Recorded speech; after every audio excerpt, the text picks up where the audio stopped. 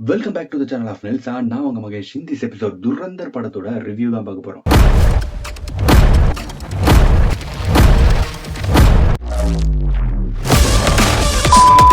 இது ரொம்பவே சூப்பரான ஒரு ஸ்பை த்ரில்லர் மூவின்னு தான் சொல்லி ஆகணும். இந்த படம் வந்து கிட்டத்தட்ட 3 மணி நேரம் 30 நிமிஷம் ஓடுது. ஆனா இது பெருசா எந்த இடத்துலயும் நமக்கு போர் அடிக்கவே இல்லை. ஏன்னா இந்த படத்தோட சினிமாட்டோகிராஃபியும், இந்த படத்தோட எடிட்டிங்கும், இந்த படத்தோட பிஜிஎம்ஸ் இது எல்லாமே தரம்னா உங்கூட்டு தரம் எங்கூட்டு தரம்ல சூப்பராகவே பண்ணிருக்காங்க. அருமையான வேலைப்பாடு. அப்படியே இந்த பக்கம் வந்தா இந்த படத்தோட ஹீரோவோட ஆக்டிங், நம்ம ரன்வீர் சிங்கோட பெர்ஃபார்மன்ஸா இருக்கட்டும், அவரோட உடல் வாகா இருக்கட்டும், இவன் இவன் இவன் இவன் இவன் வந்து ஆளுங்க, இவன் வந்து பயங்கரமான ஆளுங்க அப்படின்றத வந்து நம்ம இந்த படம் பார்க்கும்போது எல்லா இடத்துலயும் ஃபீல் பண்ணுவோம். ரொம்பவே நல்லா இருக்கு அவரோட ஸ்கிரீன் பிரசன்ஸ். இதுக்கப்புறம் இந்த படத்தோட ஹீரோயின் சைவம் படத்துலயும் நடிச்சிருப்பாங்க. அவங்க தான் இந்த படத்தோட ஹீரோயின். அவங்க வந்து சிறப்பாகவே செஞ்சிருக்காங்க. ஏன்னா அவங்களுக்கு பெருசா இல்லை, பட் இருந்தாலும் ஒரு பாகிஸ்தான்ல இருக்க ஒரு பெரிய பொலிட்டிஷியனோட பொண்ணா வராங்க. அவங்களோட கேரக்டரும் ஓகேவா இருக்கு. அதுக்கப்புறம் நம்ம சஞ்சய் தத், அவரோட இன்ட்ரோ வந்து பிளாஸ்ட் சூப்பரா இருந்துச்சு. அவ்வா அவ்வா அவ்வா அவ்வா அவ்வா அவ்வா அந்த பாட்டுல வந்து இந்தி வெர்ஷன் அதை போட்டு தெரிய விட்டாங்க தியேட்டர்ல. அதுக்கப்புறம் இந்த படத்தோட வில்லன் அக்ஷய் கண்ணா, அவர் வந்து ஹீரோவா இருந்தாரு, பட் ஹீரோவா ஒர்க் ஆகல. இப்ப வில்லனா என்ட்ரி கொடுத்திருக்காரு. செம்ம மாசு, செம்ம கிளாஸ், என்ன ஆறாங்க. அதாவது ஒரு பாட்டுல வந்து அவர் வந்து இப்படி ஆடும்போது செம்ம ஸ்வாகு, சூப்பரா இருக்கு. அவர் தான் இந்த படத்துல வந்து மெயின் வில்லன். அவரோட பெர்ஃபார்மன்ஸும் சூப்பரா இருந்துச்சு, நல்லாவே பண்ணியிருக்காரு. அதுக்கப்புறம் நம்ம மாதவன், அவருக்கு வந்து சொட்டையை ஓட்டிட்டு போய் விட்டுருக்காங்க. என்ன கேரக்டர் அப்படின்னு கேட்டீங்கன்னா, இவர் வந்து ஒரு ரா ஏஜென்ட். அதுல வந்து ஆயர் அபிஷியலா இருக்காப்ல. இவர் தான் அந்த ஆபரேஷன் துரந்தரைய ஆப்ரேட் பண்ற ஒரு மெயின் கீ. இந்த படத்தோட மெயின் காஸ்ட் இவங்க எல்லாருமே அவங்களோட பெர்ஃபார்மன்ஸை சூப்பராகவே கொடுத்துட்டாங்க, நல்லாவே இருக்கு. இதுக்கப்புறம் இந்த படத்தோட டெக்னிக்காலிட்டியை பத்தி பார்த்துருவோம். இந்த படத்தோட சினிமாட்டோகிராஃபி அடி பிசுறு தட்டாம ஒரு சீனும் செம்மையா செதுக்கி வச்சிருந்தாப்புல. அதாவது இந்த பாலைவனம், இந்த ஆப்கானிஸ்தான், பாகிஸ்தான், அதுல இருக்க இந்த மலைகள் எல்லாம் நல்லா ஒயிட் ஆங்கிள் சூப்பரா படம் முடிச்சு காட்டியிருந்தாப்புல. அதே மாதிரி பாட்டுகள்ல வர ஒரு சில சீன்களா இருக்கட்டும், ஃபைட்ல வர சீன்களா இருக்கட்டும், சேசிங்கா இருக்கட்டும், எல்லாமே சூப்பரா இருந்துச்சு. அதே மாதிரி இவங்க யூஸ் பண்ண எஸ்எஃப்எக்ஸ் ஒவ்வொரு சீன்லயும் அவங்க கொடுக்குற அந்த சத்தங்கள் அந்த படத்து கூட ரொம்பவே பொருந்தி போய் நல்ல எக்ஸ்பீரியன்ஸ் கொடுக்குது. எந்த இடத்துலயும் தொய்வு இல்லாம பாத்துக்குது. இந்த 3 மணி நேரம் 30 நிமிஷம்ன்றதை நம்ம யோசிக்க முடியாத அளவுக்கு கூட்டிட்டு போறது இந்த படத்தோட எஸ்எஃப்எக்ஸும், அதுக்கப்புறம் மெயினா பிஜிஎம்ஸும் தான்.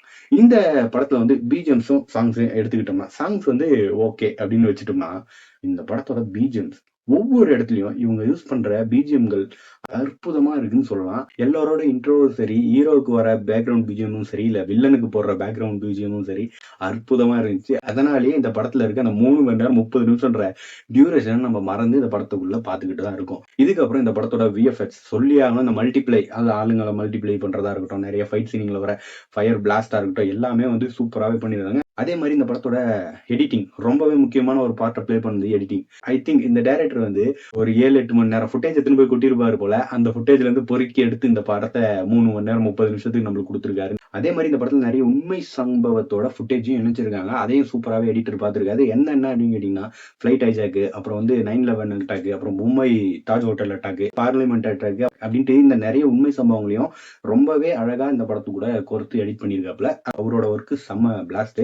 இது எல்லாத்தையும் சூப்பரா கோஆர்டினேட் பண்ணி ஒர்க் பண்ணது நம்ம படத்தோட டைரக்டர். இவரோட ஒர்க்கும் அல்டிமேட் தான் சொல்லி ஆகணும். இந்த படத்தோட டைரக்டருக்கு ஒரு நல்ல தரமான படமாவே கொடுத்துருக்காப்புல.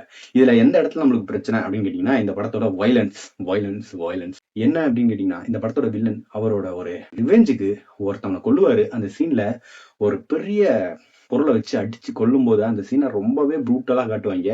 அது மட்டும் இல்ல, நிறைய இடங்கள்ல சஞ்சய் தட் என்ட்ரியா இருக்கட்டும், அதுல ஒரு கன் ஷாட் சீன் இருக்கும். அதுல வர அந்த பிளாஸ்ட் ஆகிற சீன் எப்பா அடங்கப்பா அப்படின்ற மாதிரி, அந்த மாதிரி நிறைய ப்ரூட்டலான ரொம்ப கொடூரமான காட்சி அமைப்புகள் இதெல்லாமே வந்து இந்த படத்துக்குள்ள இருக்கு. முக்கியமா இந்த படத்தோட ஒரு ஒன்லைன் என்னன்னு கேட்டீங்கன்னா, இந்தியால நடந்துகிட்டு இருக்க தீவிரவாத செயல்களை எதிர்த்து நம்ம ஆளை வந்து அந்த பாகிஸ்தான்ல இருக்க அண்டர்வேர்ல்டு தாதாங்களோட ஒரு கும்பலை காலி பண்றதுதான் நம்ம ராய் ஏஜென்ட்டோட வேலை. அவர் வந்து நம்ம ரன்வீர் சிங், அவரை உள்ள இறக்கி விடுறாங்க. இவர் போய் அந்த கூட்டத்துக்குள்ள எப்படி ஐக்கியமாகி அவங்கள போட்டு பிளாஸ்ட் பண்ணாரு அப்படின்றத நம்ம படத்தோட ஒன்லைன். இது வந்து ஃபர்ஸ்ட் பார்ட் தான். 2026 மார்ச்லயே அந்த படத்தோட செகண்ட் பார்ட் வரப்போகுது. அதுல வந்து இவர் யார் ட்ரெயின் பண்ணா, இவர் எப்படி உருவானாரு, இவர் எதுக்காக உருவாக்கப்பட்டாரு அப்படின்றத மொத்தமாவே எடுத்து காட்டுவாங்கன்னு நினைக்கிறேன். இந்த படம் தான் வந்து ஃபினிஷிங் லைனா இருக்கும். இந்த படத்துல வந்து சூப்பரான காட்சி அமைப்புகள் இருக்கு. ரொம்பவே ப்ரூட்டலான ஃபைட் காட்சிகள் இருக்கு.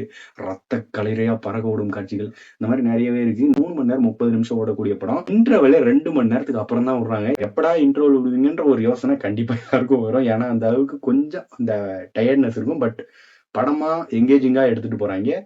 சாப்டரா தான் இந்த படத்தை காட்டுவாங்க. ஒரு ஸ்பை த்ரில்லர் மூவில இந்த அளவுக்கு இன்ட்ரெஸ்டிங்கான படம் ஐ திங்க் ரொம்ப நாள் ஆச்சுன்னு நினைக்கிறேன். இது அந்த வகையில பார்த்தா ஒரு சூப்பரான படம்னே சொல்லலாம். துரந்தர் ஃப்ரீயா இருந்தா ட்ரை பண்ணி பாருங்க. இந்த படம் இப்ப தமிழ்ல ரிலீஸ் ஆகல, ஹிந்தில மட்டும் தான் இருக்கு. பட் இங்கிலீஷ் சப்டைட்டிலோட இருக்கு. ஒரு நல்ல எங்கேஜிங்கான ஸ்பை த்ரில்லர் மூவி.